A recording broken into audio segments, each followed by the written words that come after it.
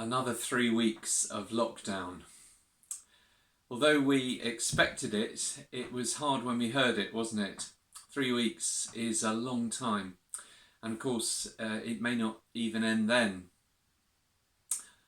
One of the things that we've all had to learn to do in these days is to wait, which is not something that comes particularly naturally to 21st century people, is it? With credit card companies offering to take the waiting out of wanting, and Amazon promising to deliver within 24 hours, and Netflix starting the next episode of the box set we're watching 5 seconds after the previous episode is finished. We're not used to having to wait for things anymore. Which got me to thinking about the way God does things. If you go to Cheddar Gorge, as I'm sure many of you have, and climb from the bottom to the top, up the 274 steps of Jacob's Ladder, as you climb, you pass display boards detailing the geological history of the planet and the dates of the different geological stages of its formation. And when you reach the top, there's a sign that says that if you place a piece of paper on the top step, on the 274th step, then the thickness of that piece of paper represents the amount of time that human beings have lived on the planet. Well, if the science is right, why did God wait so long before introducing human beings onto the planet? Why did he then wait so many thousands more years before he called Abraham? Why did he make Abraham wait so long after he'd promised him descendants before Isaac was born?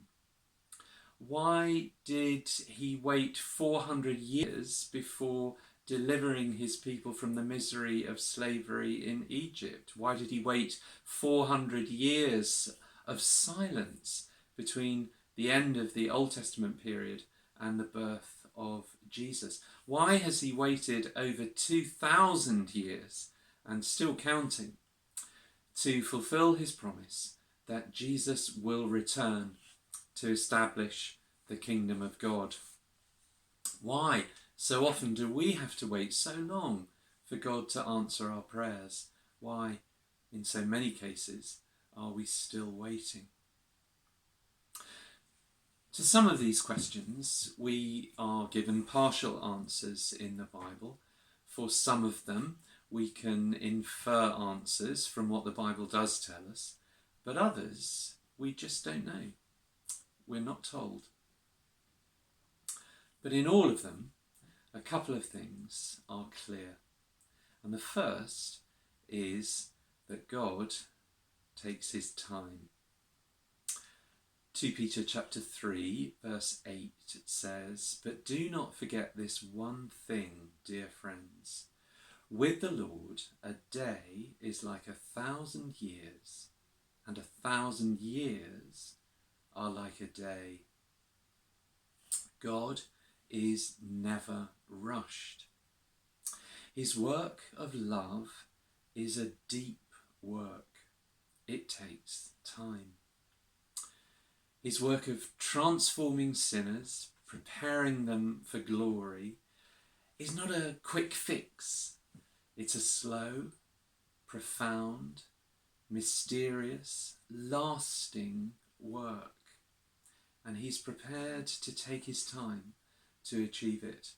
What may seem to us like a day, for God may take the equivalent of 1,000 years to achieve. And the second thing is that God's timing is perfect. Galatians chapter 4 and verse 4 says, "But when the time had fully come, God sent his Son." Romans chapter 5 and verse 6, "You see, at just the right time, When we were still powerless, Christ died for the ungodly.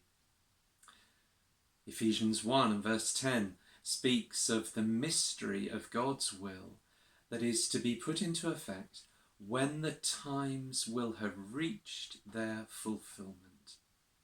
Past, present, future, God's timing is perfect.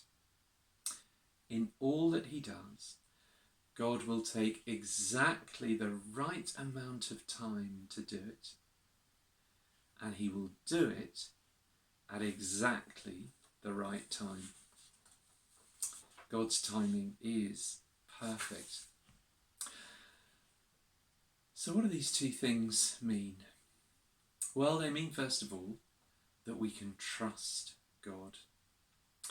If his plan is that we should be in lockdown for another 3 weeks or even longer, we can trust that the work that he is doing in billions of lives throughout the world, in countless billions of different circumstances and situations throughout this lockdown, his perfect, purposeful, wise work requires exactly this length of time. We can trust him.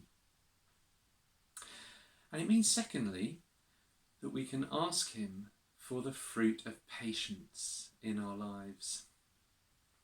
God has blessed some of us more richly with patience than others, and so some of us may need to ask him for this more than others, but probably all of us need to ask God and to pray that we may grow in patience.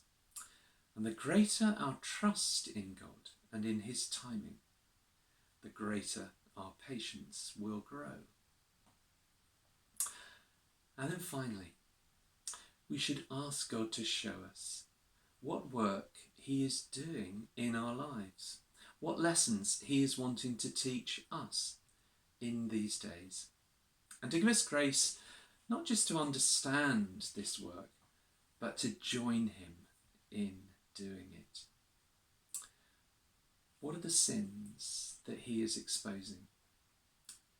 What are the idols that we have been worshipping? What are the prayers that we should be praying? The books that we should be reading?